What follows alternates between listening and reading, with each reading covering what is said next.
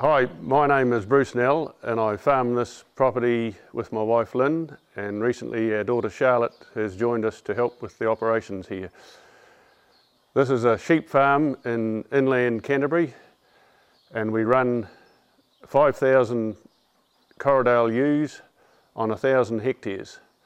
My great-great-grandparents were seafarers and they came eventually to New Zealand from the northern England area, and my grandfather started farming after working on properties, and the depression of the 1930s put him out of business.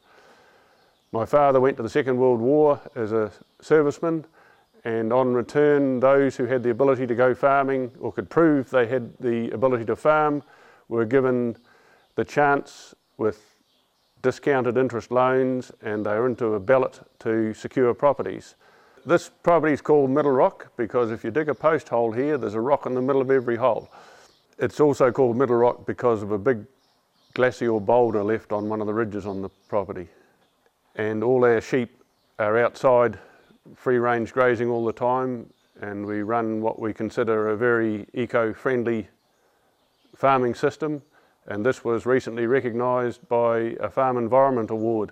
The biggest challenges are dealing with the variables of climate, currency, markets, and just seasonal cycles.